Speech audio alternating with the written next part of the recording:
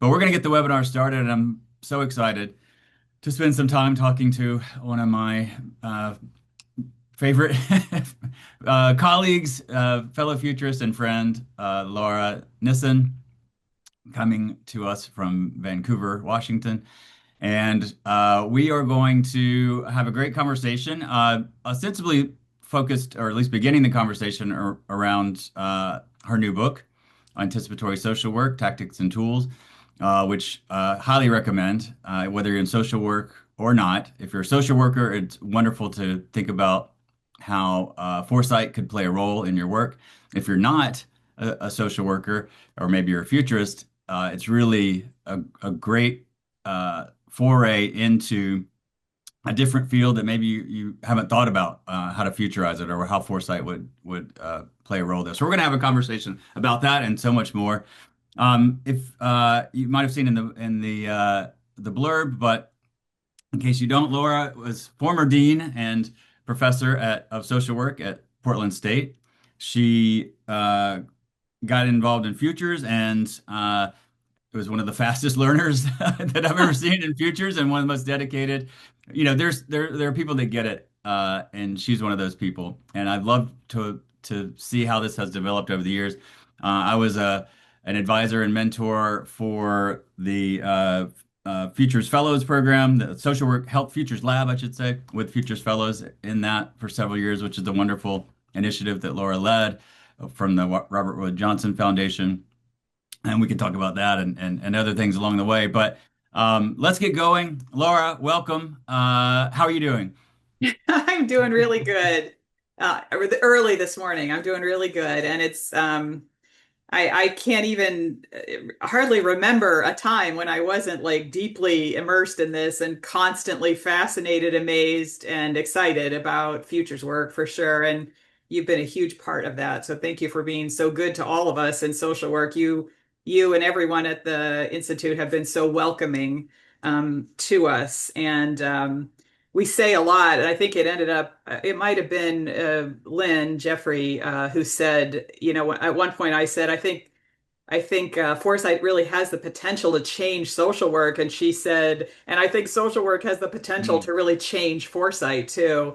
And I think there's been a lot of that. There's been a lot of mutual shaping over the years that I've experienced. So I'm very grateful for y'all, yeah. for sure. Well, this is we'll get into it, and we're gonna start this conversation through your book. But one of the things that I've now gotten to know you in the field a little bit more is one of the dilemmas that we face in foresight, which is how do you think about the future without dismissing the urgent needs of the present? And it's very acute in social work. If there's Yeah. someone having a mental health event or a child being abused, thinking about long-term futures all of a sudden takes has to take a back seat. On the other Yeah. hand, if you never think about the future, the systematic changes that are happening that cause those issues, you're always just going to be catching up forever. So I've Yeah. loved to think about futures and foresight through the lens of social work because it brings into extremely high relief the issues that we're facing Yeah. with urgency plus the need for long-term Yeah. thinking. Yeah. So let's just start with the book first, and Okay. maybe that'll be our doorway in, and tell us Sure. how you got there, how you got uh, to this book, and what's it about. Just a little context about social work in general for those who might be on the call who aren't social workers. Broadly speaking, the estimates are now between 700 and 800,000 social workers in the United States. This is a big group of professionals that work in every conceivable kind of helping venue. Any kind of social issue you can imagine, there are social workers.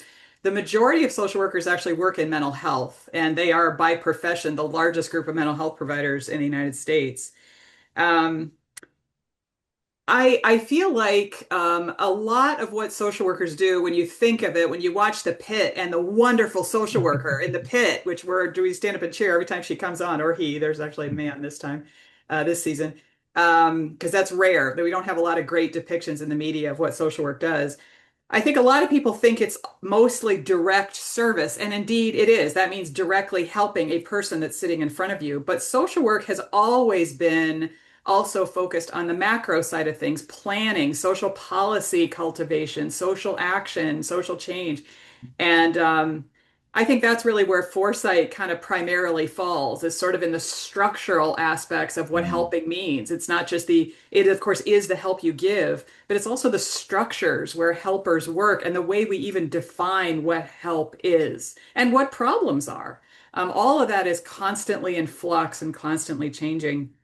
So I've been a social worker for about 35 years now, and I think when I first got exposed to foresight, it lit something in me that sort of combined with a deeper frustration that I do think we were getting way too embedded in what was in front of us in a kind of reactive way, and also making a lot of assumptions that the future was going to be just replica of the past. And I think not fully grasping how dramatically the ecosystem is VUCA and Bonnie in terms of, volatile, uncertain, complex, and ambiguous, and brittle, anxious, nonlinear, and incomprehensible. I just think we were having a hard time really imagining to the fullest extent of our abilities what might come. And so as I got very passionate about all of this, I wished I loved what was in the literature. I loved the models. I loved the theories. I loved the tools. I loved the way they were used. But I also knew that they weren't really packaged for social workers, that social workers bring a certain kind of moral clarity to our work. I think in general, like ethics are a huge issue for social workers. There is a feeling that they're very complicated and getting more complicated every day. But social workers need to have foresight delivered in a way that connects with that moral clarity. So anyway, I think I wrote the book I most wished I had. It was one of those yeah, situations. And it nice. was, Yeah. the book is kind of divided up into three parts: the how did we get here part, and what is foresight, and what part of the foresight family tree does social work really most connect with. And by the way, the answer to that question is it connects with the brand of foresight that happened right after the development of the atom bomb, and really almost peace futurists who are saying with that kind of awesome response, that kind of awesome power, we have a moral responsibility to help people envision bomb-free futures. And I think that level of moral clarity is where social work can really plug in and has plugged in. Mhm. The second part of the book is some deeper diving into what I think are five primary buckets of where social workers would get the biggest bang for their buck. One is the future of issues themselves. An example of this is social work has a pretty clear, inventory of issues we work on, whether it's housing or mental health or poverty, all racism, all the things. We have kind of a list of things that anybody would be familiar with, and then some variations. But we can't assume that the inventory of social issues we've dealt with before won't change and shift as we move forward. And I'll give you an example. I went to hear Vivek Murthy speak, the former Surgeon General, and he was talking about a new research that talks about the proportion of young people under the age of 15 who regularly interact with an AI friend. And we have no information. He said it's kind of like the ultimate 21st century cars being driven around with people in them with no seatbelts for kids. Like, we don't know what the impact of that is. We don't know. But we better figure it out. There are going to be new, as we know, as futurists, there are going to be new issues coming on the dance floor. Then there's the future of social welfare. There's structures. There's the future of social change itself. We see real indications that that's shifting. The future of race and racism and isms in general. I wonder, once we're all, for example, genetically altered human beings, will we be looking at new kinds of caste systems, in the world? I don't know. And then the future professions themselves. What is happening to professions? And what is the role of professions in an age of both hostility towards knowledge work as well as ubiquitous AI, which may or may not be right? about a lot of topics. So what is the role of professionals then? So anyway, then the last third of the book is just tools and games and toys and variations that social workers can use. So I was just trying to put all this together. And my deepest hope, Jake, is that 5 years from now, 10 years from now, I am far from the only book about social work and foresight. I hope it spawns a whole lot of, and I know some of the people on this call, some of my colleagues might be some of them that will push it even further. But I was just trying to get a foothold and say, hey, social work, this may be something that y'all really want to pay attention to. And indeed, it's surpassed my wildest dreams in terms of how ready. Of course, I started doing this right before COVID and then all that's happened with it. I think my profession, like every other profession, law, journalism, medicine, all professions are kind of waking up saying, wow, everything we thought we could count on may be on shiftier terrain than we thought. And we better come with some new tools and new ways of thinking about our issues. That's really where the book came from. My goal is that it gets into the hands of students and social work practitioners to just help them light up that extraordinary imagination power to guide us into futures we want on purpose and also protect us from futures we don't want on purpose. So we're just a little more intentional. But I loved it, even though it was a lot. It's a lot. It Yes, was a good. great Well, experience. I hope people run out and buy it or acquire it in some whatever way they Yeah, it's can. at Oxford University Press, and I have a blog, socialworkfutures.com, and on that blog, there is actually a coupon for a pretty good discount on the book. So if you're interested in getting it, you can just go to my blog, socialworkfutures.com, and look around a little bit, and it's pretty easy to find just a few entries back. Yeah, great. There's so many different directions. I'm going to take us, off script already. But no, Okay, no. I There's trust you. so many nuggets Yeah, to think about. And I don't think, I knew obviously foresight, at least in this modern iteration, came after World War II and nuclear bomb, and it's no coincidence, once we had weapons that were capable of ending human life and others' life. That learning the hard way was not going to be possible if the hardest of hard ways. that's And so right. we have to have foresight. It was almost a civilizational level response to that Yes, yes, threat. And just thinking about about foresight in that way being a kind of social work for civilization, like helping us as a species, like yeah, foresight is almost social work at that scale yeah, in that's a some ways, great thinking frame. about it. Yeah, I I love hadn't thought that. about it like that before. Yeah, I love that. But are there other, yeah, I mean, you hinted at some of these things like moral clarity, which I'm like, oh, immediately responding like futures don't have moral clarity. Well, Yeah, no, but it's different, right? I mean, there yeah, is a code of ethics. It's a little bit more formalized, but also, history of that. It's different than I yeah, would say a typical futurist who obviously has a moral and yes, values, but it's yes, also like let's explore this in that future in a different yeah, way. Sometimes we hesitate from being normative.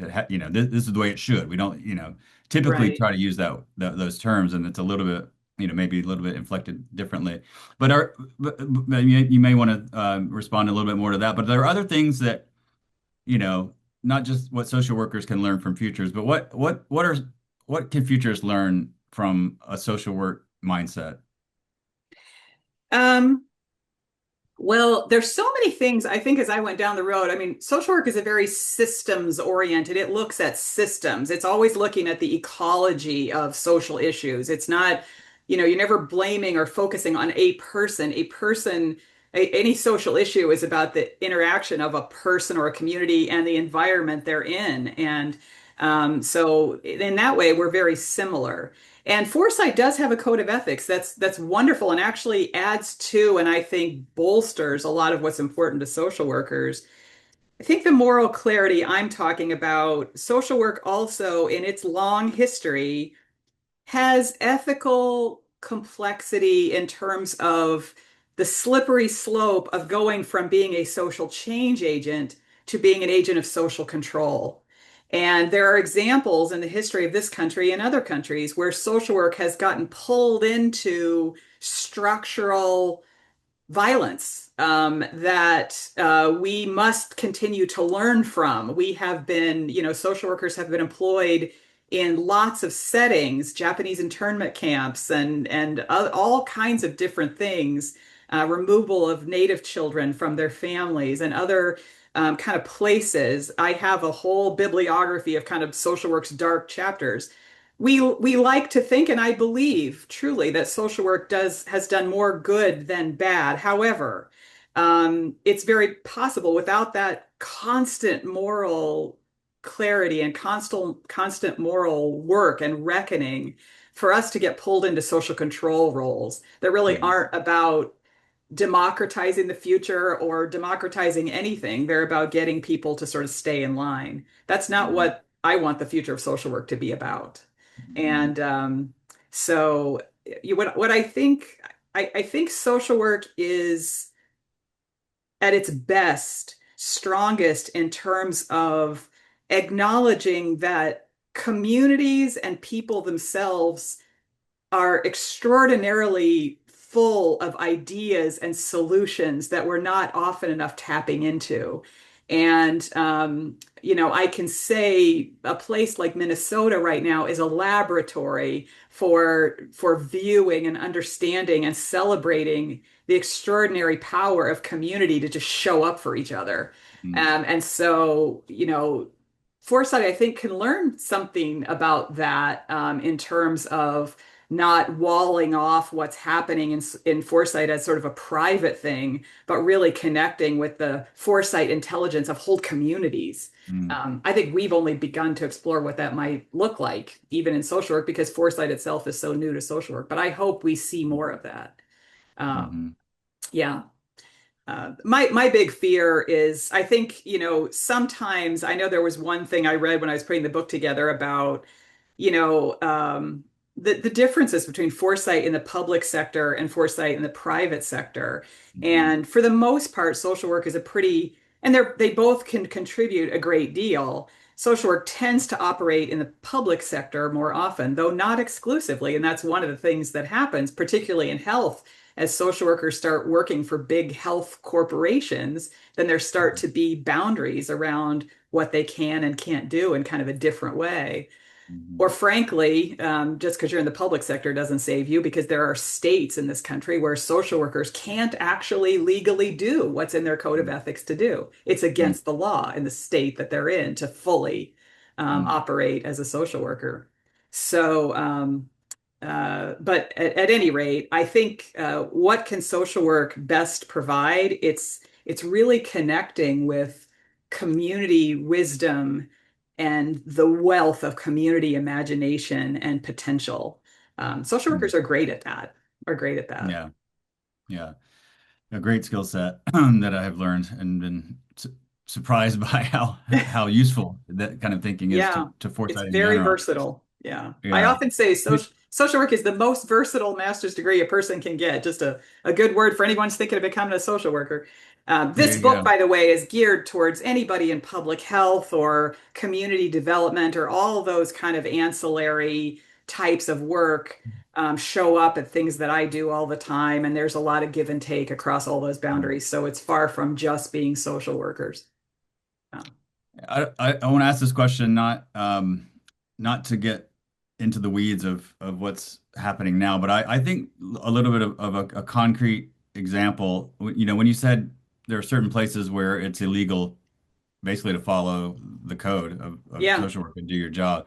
Could you give like an example of what that actually looks like on the ground? Well, I think places where reproductive justice options, states where Mm, reproductive justice options are just extremely limited versus states where you have the full complement of reproductive mhm, justice. A social worker's highest ethic is to facilitate self-determination of a human being so that their human mhm, rights, above all else, are seen, acknowledged, valued, protected, and activated. And mhm, we have, places in this country where if you're a queer person, if you're a person of color, if you're people, there are all kinds of variations of identity groups and intersections of identity groups where some states have just a completely different matrix of legal infrastructure that then authorizes care or authorizes licensing or authorizes payment for different kinds of services that social workers are engaged with. And if you live in one of those states where it's something that is a core social work duty is illegal, then uh, bless you. You're working on the edges. You're skating on the Mhm. edges of the tension between your professional obligation and the law. And Mhm. frankly, I believe that one of the things that makes foresight so extraordinarily important is that I think that has grave potential to expand. And Mhm. so other places I have visited in my career that are more authoritarian in terms of their government, the range of what social work is allowed to do and operate in is very, very narrow, right? In the United States, social work has a very wide berth. But in more authoritarian governments, social work is very narrowly defined and pretty controlled. And Mhm. I think that is some of what happens in more restrictive states. They're already impinging. No profession, that is the nature of no profession, as long as they're providing basic ethical care, should ever be impinged. You would never say, oh, a lawyer can't do that in this state versus that state, Mhm. or a Mhm. psychiatrist or a doctor can't do this or that. But we're starting to see that Mhm. happening, right? And Mhm. so I think we have to prepare for how we're going to operate if that kind of future continues to happen. I want to say Mhm. metastasize, but that's a kind of loaded term, but if that continues to happen, how do we do it? And that's one of the reasons I like to study the future of social change as its own kind of ecosystem of signals and what we're looking at, because I think there's a lot of indications, there's a lot of signals that the way social change is surfacing, the way people are, coming at it, both the creativity and the reaction to that are all changing quite a lot. And we'd be wise to really keep up on that. Great. Yeah. And I think you It's asked a us, Jake, early on in our social work futures lab, at what point is resistance not enough? And then what mm, what what is the answer to that? What comes after that for social work? right. And some of my colleagues and some of the people on this call have been involved in actual writing and trying to imagine in classic foresight way, like what are three or four scenarios of what the future looks like for social work if we Mhm. transform, if we collapse, if we Mhm. mediate some of this damage. What does it all look like? Or if we just keep growing the way we are? Yeah. All right. Yeah, a very simple but effective just thought pattern in foresight, just thinking back 10 years ago, what a normal practice, what has been criminalized in the last 10 years? If Yeah. you're in, a state that's the law has radically changed. What was normal every day that's now Yeah. illegal? Yeah. Or, and you're basically running afoul of the law, but also not to just leave it at that. What are other things? Yeah. What are things that you wouldn't have thought possible or you couldn't have done? I mean, you mentioned Yeah. AI. I mean, I think there's, a thread there to Oh, think yeah. about as we go forward. Like what borderline unimaginable kinds of Yeah. interactions Yeah. could we have? Are we talking about, the big fear of replacement or, what happens when a generation grows up with an AI assistant or companion and they're getting feedback and comfort from that. What is any industry, but what does social work look Right. like in those Absolutely. situations? So it's a simple but very effective thing. It's basically a Yeah. kind of what if question as I we're love getting in that. the Yeah. chat too, I'm putting just that to in my go through next that book, pattern. Jake. Going in the next book. Sorry. That's going in Yeah, the there next you go. book. Right, right. I mean, look at equity work, anti-racism work, equity Mm, work. I mean, that's a heck of an example of like just a few years ago. I can't tell you the number of colleagues I have who had flourishing, fabulous, noteworthy, mm, award-winning, breakthrough kinds of big-time equity programs going on to work on anti-racism and different kinds of mm, things. And in just a relatively short amount of time, the the pullback on that, the retrenchment, the hostility towards it, both the knowledge part of it and the practice part. It's Hmm. extraordinary. And the number of colleagues I know who have programs that they led, developed, cultivated, did research on that are just not there anymore, like Hmm. practically overnight. It's quite troubling, Yeah. quite troubling. That's another kind of meta point here is the speed. It's not only the change, it's the speed of change Yeah, and the yeah, whiplash that we get right. from building a program for years, having it in a place, and then, basically with a swipe of a pen, Yeah, being gone the next yeah, day. yeah, And so the pendulum or the whiplash that we're getting is also a part of the not just the change, it's the yeah. manner of change. Something I heard, I'll just share a signal, a place that I'm involved from a faith perspective. Uh, Somebody was just in Minneapolis, a member of the clergy that I am close to. And I was hearing lots of stuff about what went on and the clergy who were there participating. And um, somebody asked, why are you here? And the person said, I'm here to prepare my nervous system for when I go home, get on the airplane and fly home where this is not going on, because I fear Mm, it will be coming to my community. That's mm, from a clergy hmm. member who flew across the Yeah. country to participate in social action among clergy in Minneapolis Hmm. the last few days. Hmm. And I think, this is underplayed a lot, but one of the things social workers are very involved in, it's really transformed social work in the last 20 years, has been trauma informed, work. How do we Hmm. really acknowledge the amount of trauma that people have experienced and how much they're likely to experience moving forward? And how do we mediate that wherever we can in the way that we deploy, our activities? I love the idea, by the way, of trauma-informed foresight and what that might mean. But Hmm. a beautiful thing that goes on, and you have a term for this, that whole foresight gives you a chance to pre-experience different futures.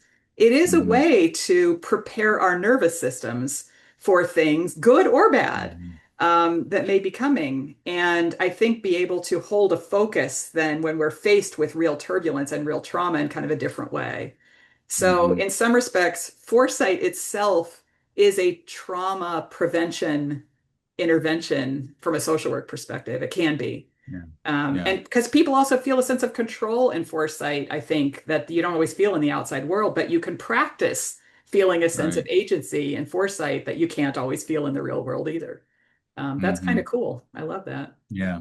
Yeah. Agency is a huge part of what we do. And that's Yeah, a big overlap with I think what social work is trying to do as well yeah, yeah, is give people absolutely. the feeling they have agency Yeah, and if not control, at least they can steer a little bit yeah. ahead I of just want to time. give a shout out to my friends at the Robert Wood Johnson Foundation just put out an incredible report called The Futures We Create, Democratizing the Imagination of the Future. And it's linked actually in the IFTF newsletter this time. So I was part of a series of wonderful films and then a report or webinars that we did. And they're sending out this card right now, which I just love. It says the future called, it wants more voices. Mm, hmm. Yeah. So back to that kind of agency thing, like, just a cornerstone that IFTF, really promotes with gusto All all the right. time, which is just there just needs to be more of us making these Yeah. decisions. Six people at a Yeah. table in a high rise isn't enough. Yeah, I mean, I've me, sometimes get a little bit cynical, but I used to my sort of goal in foresight was to let's not learn the hard way, as we said, Yeah, like yeah. civilization, let's not learn the hard way. At this No. point, I'm sort of accepting the fact that we're going to learn the hard way. I just want there to be some learning that takes place for Yeah, all of this trouble, So that's my fallback absolutely. position. Can we Yeah, learn? Can we cycle through, even if it's yeah, painful? Where something else comes out better on the other end. And agency is yeah, part of that, and alternativity is part of that. So they're yeah, not one path. We are, yes, certain futures have been foreclosed that maybe we wanted, or maybe some people wanted. Those are not coming back, but others are there. And so yeah, just knowing that there's a space of alternatives and that we have some agency, again, not full, we can't snap our fingers and make the world the way we want to, but we have choices. And we'll yeah, always have choices until we don't. yeah. Well, I'm going to ask one. Yeah, go something that ahead. I, before we move on, I mean, I will say this is my optimistic Laura talking to cynical Jake, but I will also say that one of the beautiful things about foresight is, and I say this all the time, there's also like opportunity mining. You just never know, even in the midst of collapse, where opportunities do spring up for Right. very unusual breakthrough kinds of things. And probably if you studied the histories of civilization, sometimes things are reborn. I mean, often things are Mhm. obviously reborn in the midst of some other disaster that can be quite positive and good. So, Right. I'm into like opportunity mining in the midst of this. I think we can't lose our ability to look for those openings to say, wow, who could have imagined that a coalition of change focus would come from these 9 people who never have worked together Right. in the history of anything, and all of a sudden they're on the same team. We're Mhm. actually seeing weird examples of that happen just the last couple days, like what? So Yeah. Yeah, I think we tend to focus on the negatives of the pendulum swinging, like, oh, okay, DEI programs are required and all of a sudden they're illegal. yeah, But, the other way, it can swing the other way. And this is what gets me out of bed in the morning is that there are opportunities now and openings that maybe didn't exist before when we were on a yeah, different path. I mean, yeah, not to be Pollyannish about it because we're facing serious we issues are. and Yeah, civilizational collapse and environmental we collapse are. right We in are. our in front of us. On the other hand, maybe there's new formulations, I mean, at the highest level, new ways to live together that Yeah, now may be on the table in ways that weren't before. So we got right. to always, try to remember that as well as we Yes. go forward in the face of challenges. We have some questions that are coming up, and please keep Great. adding them to the chat. I'm going to try to get to as many of them as I can, but I want to ask a little bit more of a pedantic foresight Okay. question, practitioner question. You mentioned tools and games and things. A big part of the book was focused on that. Could you talk about maybe some of the tools or some of the techniques that you have incorporated in the book and that you think are useful for anyone but social workers? Yeah. Oh my gosh. Just my favorite. I mean, I think certainly writing the book took me down the same road that wonderful Jane McGonigal has and so many others, but Jane particularly, about you know, the whole philosophy and science of play, how much faster we learn when we play, and how much more breakthroughs are possible when we're playing.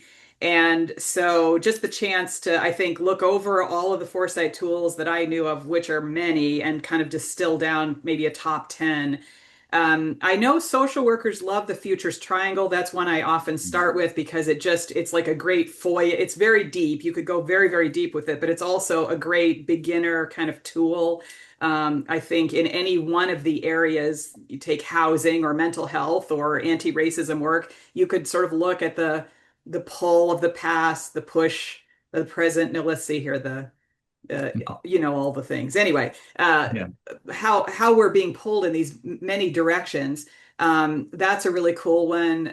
Causal layered analysis and looking for deeper myth level kind of meanings for what's happening and connections and patterns. Um, a lot of scenario work is meaningful to social workers. They really gravitate towards that.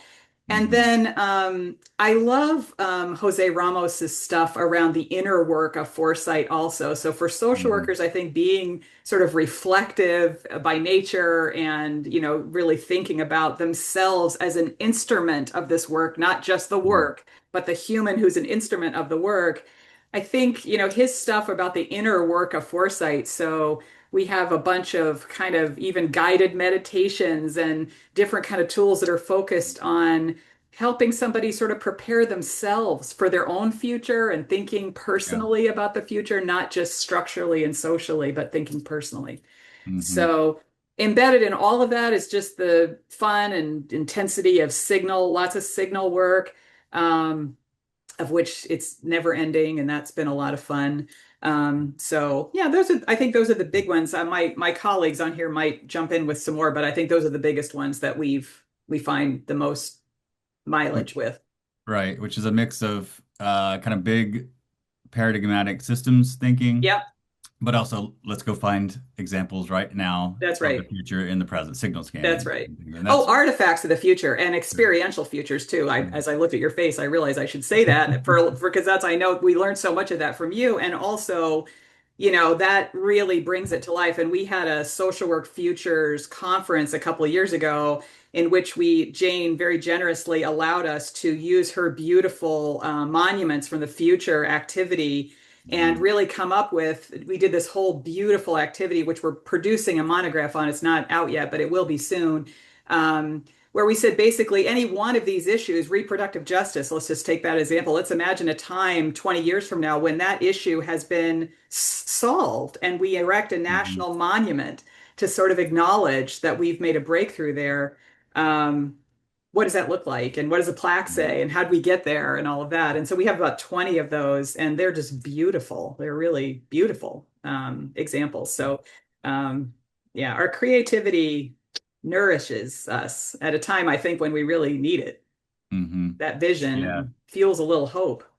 Right. We have some great questions in the Okay. chat. I'm going to try to get to a few of these.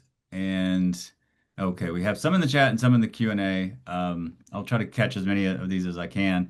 Um, Cameron, I'm going to say this that you may have addressed it, or it may be something we can pick up. But what if we could involve whole communities in foresight practices and processes? The next question is kind of similar, so I'm going to say them both here.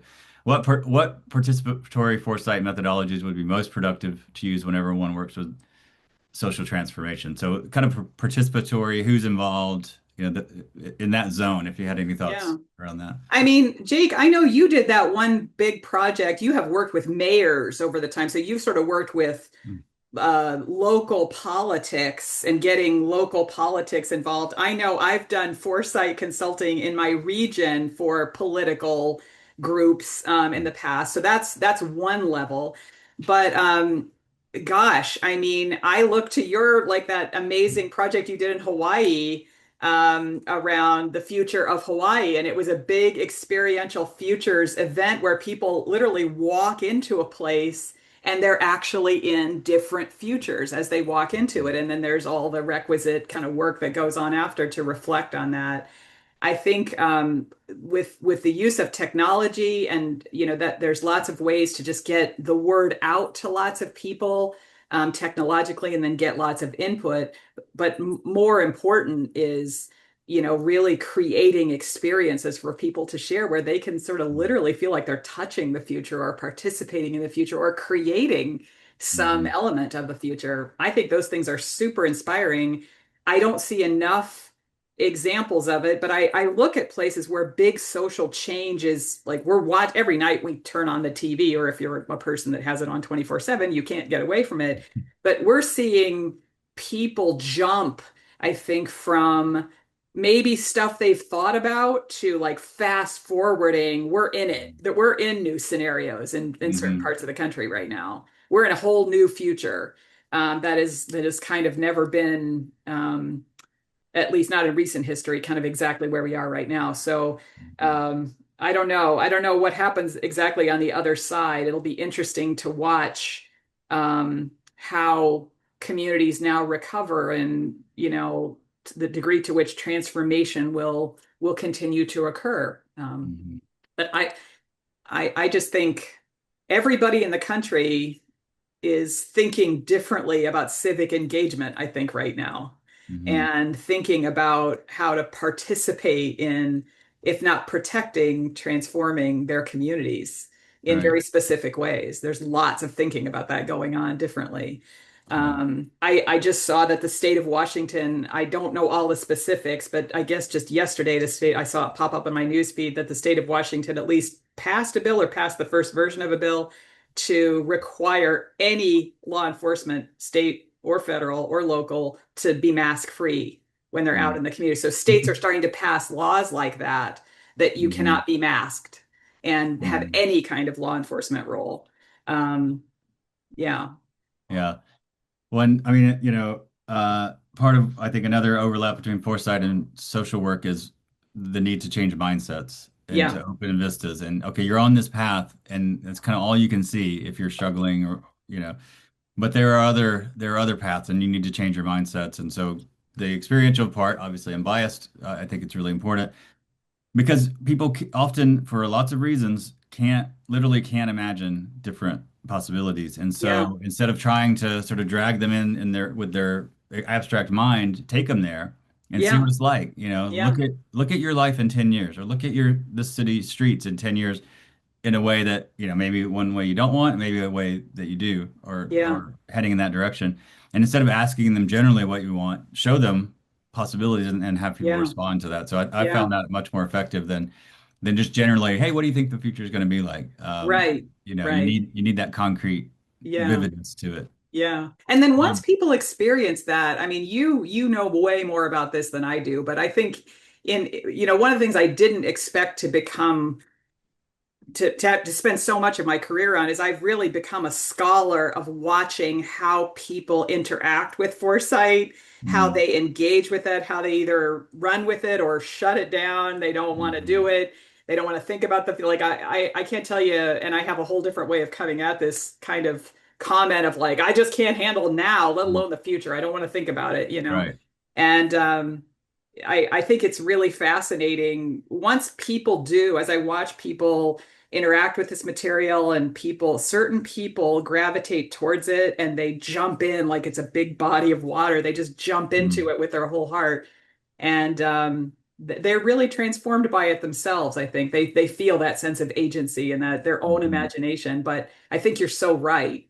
It really powerful things happen when it becomes experience. It gets back to that play thing. mm, I saw some statistic about how many hours you have to sit and pay attention to learn something in kind of a linear way, or mhm, 1/20th that amount of time if you're playing with that mm, concept. And mm, if you're allowed to play, you learn it faster. You just do. mhm, Why we're mhm. not playing all the time, I don't know. Yeah, good question. Some plus ones to the idea of agency and you know, foresight being a bit of a salve to anxiety and so forth. One question we wanted you to expand upon trauma-informed foresight, what that might actually look like in a little bit more detail. I mean, I think we have a few people in our group who are sort of trauma experts, and there is a whole expertise around this. Trauma informed anything is always about trying to acknowledge that people bring different trauma loads to any experience. Mm, So people are going to get triggered different ways, and you try not to reinscribe trauma into any experience that you're creating for people. So they're not re-traumatized in the process. That gets kind of complicated and slippery when a lot of what we're going to do in Foresight, I've just been reading Jamay's new book, and he's very vocal about, um, the idea that foresight can be hard. And he actually says a couple times, you might want to put the book down and just take a mm, walk after mm, reading this part because it's tough. Some of these dark futures and dark scenarios are not fun to spend time in. Just like watching the news isn't always fun. mm, It can be traumatizing. So, how do you invite people in to have this creative, imaginative mindset when there's so much darkness possible? And I think the way you do that is to just be really explicit and help people feel a sense of control as they're walking into it and explain a little bit about what we're doing and then always giving people an off ramp. And I think actually you mm, guys do a great job at IFTF having been involved in many IFTF events. I think that kind of on ramp, although you don't say it's explicitly trauma informed, I think you guys do a lot of trauma informed stuff. mm, mhm, Um, but that said, um, I think there's just a kind of epidemic of trauma in our world. A lot of people are coming to a lot of situations pretty traumatized. And to the degree that we can acknowledge it's happening and then help people feel a sense of power as they go about whatever next step they're going to do, that's the intervention mhm. that's best. All right. And in the Yeah. last 10 years, we've seen trauma-informed systems work really take off. And that's a place where that's a kind of expertise Mhm. that a lot of social workers bring to the table. So, Yeah. There's a different valence. I think it's changed even in my career in 20 years. You know, I think there's a value and a need for provocation. You know, like boom, oh, I wanna sort of shake you and all that. These days, you know, with what's happening to more and more people, the ground shifting beneath their feet, uh, uh, you know. yes, maybe provocative or at least in entertaining different alternatives, but I think there's a different kind of approach and a valence Yeah, to how you do that that needs to evolve depending yeah, on, where people are coming from. And we're always thinking about our audiences and who's involved, and right. that's not like we don't pay attention to Yeah, that. But I think just being even more sensitive to yeah, some of these issues historically and then what's happening now is going to be yeah, important to be effective because that's what it's all about. And that's a yeah, great point made by Sarah Ramirez about, yeah, it's more than just changing mindsets. And that's just totally right. It's about behavior change. I mean, what's the point, right? If it doesn't lead to any different decision-making behavior change, then you yeah. haven't finished the job. So she's asking, what's the role of motivational interviewing in participatory futures into imagining futures? Yeah, I love that. I am one of my social work lives spent 20 years working in the addictions field. So I'm a big MI, motivational interviewing fan, which is a particular kind of interviewing structure that really started with doing addictions work. And it says it changes a process, not an event. And Mm, you'll do better getting somebody moving along that behavior change continuum to the degree that you acknowledge that process. It happens in stages. Um, it's interesting. I actually think there's a lot of MI involved in good foresight because you mm, really have to start where people are and you have to sometimes get them ready to think about the future before they actually think about the future. And then mhm, you have to, be aware of those first steps, and people are going to backslide into old patterns.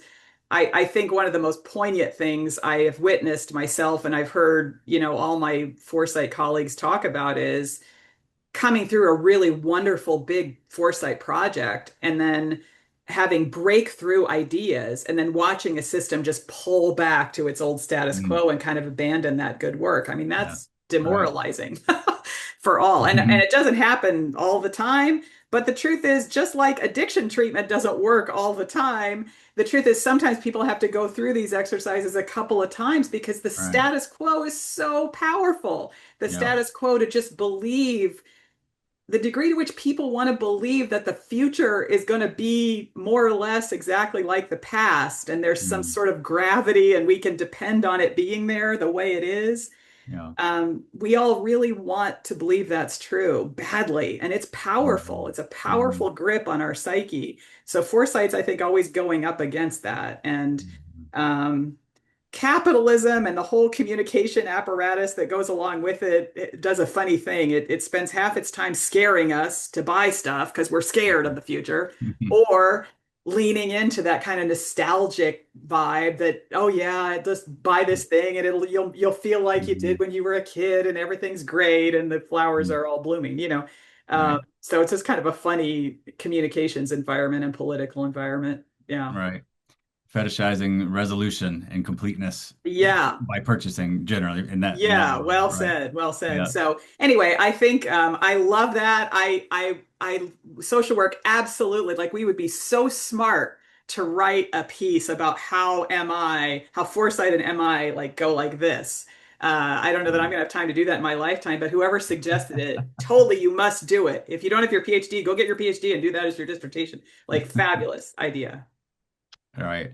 Elliot Feenstra says, "Hey Laura, here from PSU. We host a youth futures camp over at Hatfield School. One Yes. of the challenges we see is that young people imagine the future they want, and then they're like, okay, now how do we get there? Somewhat a little bit overlapping with a little bit of the conversation we were talking about. I'm curious, how has the futures work you're doing in social work changed what's happening now or led to implementing future-oriented solutions in the present? So we may have touched on it, but if there's any other aspect of that. Well, I love to tell this story because the first time I ever learned about futures work was about 25 years ago. I got hired to do a national Robert Wood Johnson Foundation project where we were responsible for developing more services for alcohol and drug involved youth in the juvenile justice system to get them treatment rather than jail.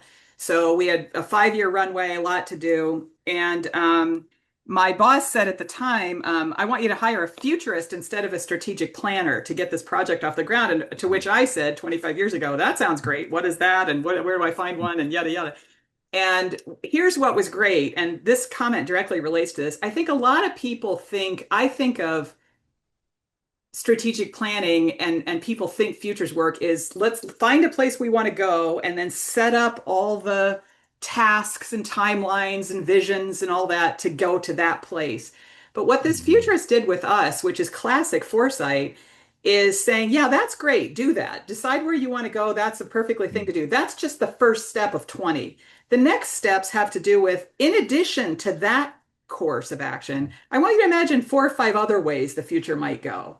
And then I Mhm. want you to imagine that if you knew it was a completely different, let's just say we have, I'll just use politics because it's easy and clean for once.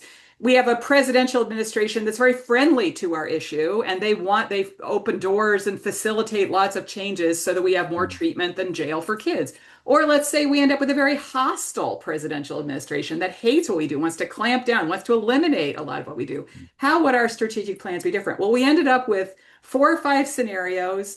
We had a fully activated strategic plan for each scenario, and then we collapsed all of those together, and that became the strategic plan of the project.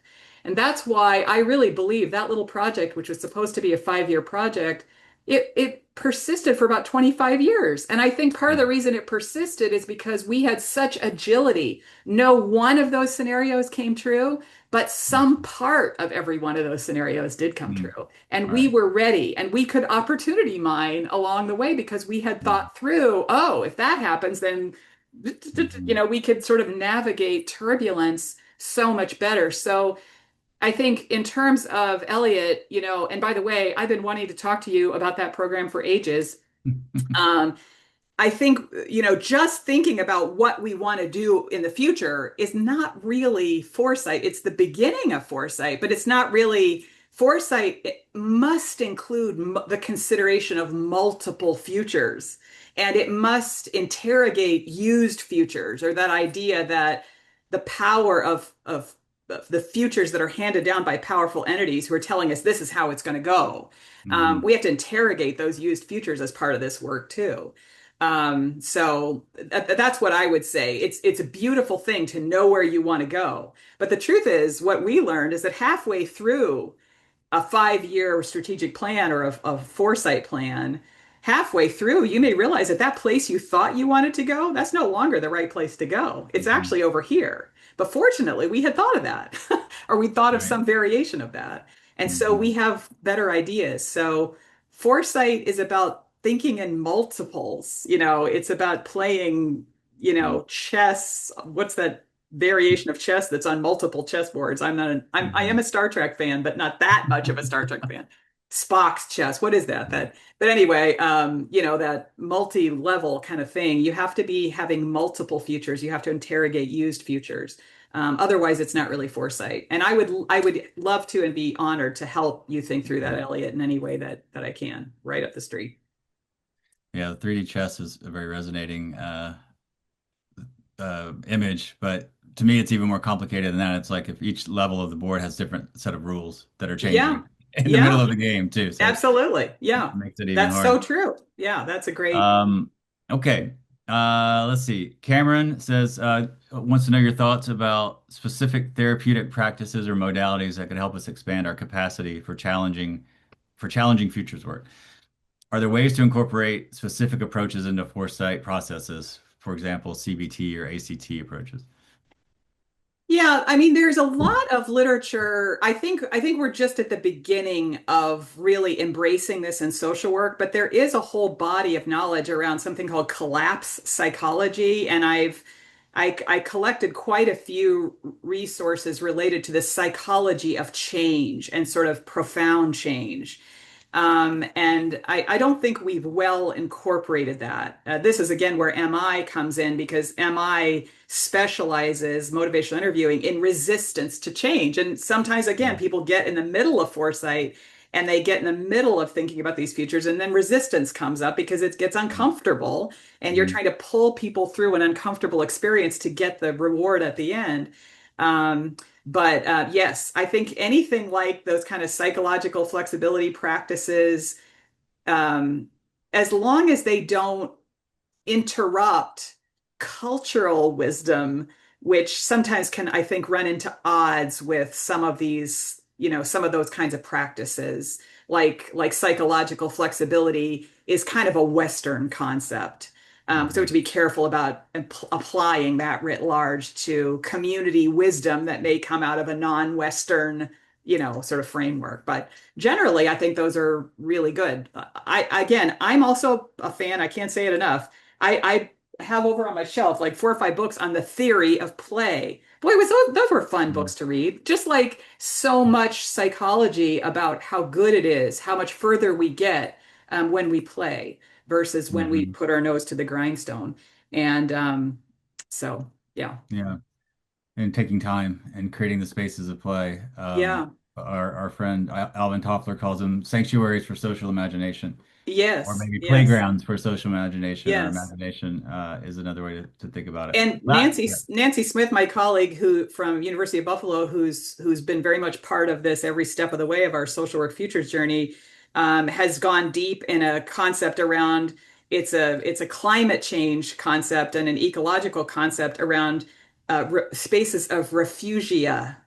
Mm, And I think this reminds me of one of Cynthia Sellen's quotes, which I stick it on my desk. It's right here that foresight is transdisciplinary, transsectoral, transactional, transformative, transgressive, and transcendent.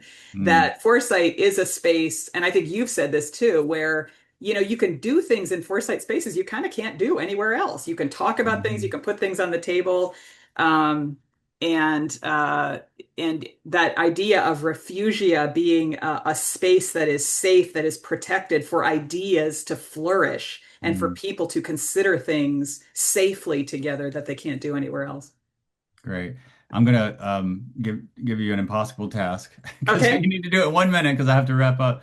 Um, are what this is from Joseph. What trends do you believe anticipatory social work is best positioned to tackle, and how can educators incorporate it into work curricula? So Whew. you're gonna have to just name the thing and walk us Yeah, I follow. mean, I guess, right now it's like AI, it's ecological change and it's political survival, I think, of Mm, democracy. I think those are the big ones.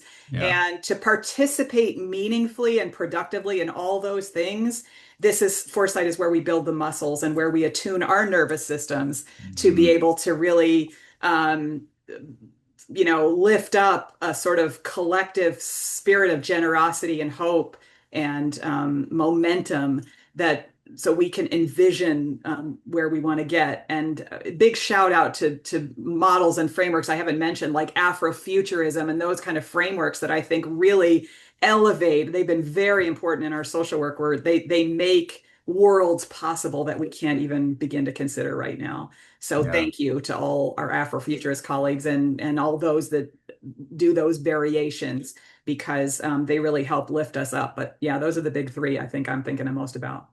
Well, as we kind of rebuild institutions of mutual care and aid, Yeah, with the vacuum at higher levels of yeah, leadership in our yeah, institutions, I think social work will play a big role in those yeah. I hope so. self-organized bottom up Yeah, networks the that we're the creating. future is mutual aid. I just want to Yeah, say that, like, really coming out of a lot of what's happening. Look at how extraordinary it is how people are helping each other right now, yeah, all over the great. place. And Yeah, yeah, anyway, good, good. Well, thank you. great thing to close this conversation with. Laura, thank you so much. Yeah, thank Please, you. everyone, check out the blog, check out the book, uh, acquire the book, and however you would like to. It's Looks wonderful. like that. Again, social workers, yes, that core audience, it's great for you, but anyone, futurist thinkers, people who want to think about big picture ways of using foresight in the real world. This is a great Yeah. book, so please go grab it.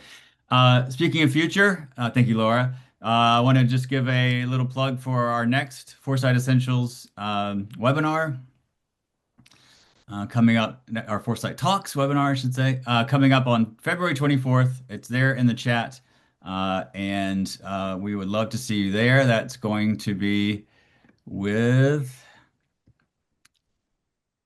Aaron Bradley. Yes, I know Aaron. He's fantastic. I'm not leading this conversation, but Aaron is wonderful. He leads a design futures program at the University of Cincinnati. His students are doing incredible work. So please join us on the 24th for that. And go out there and play as best you can in this crazy game that we're living in. Thank you so much, Laura. Have a great day, everybody. Yeah. Thanks, everybody. Thanks for coming.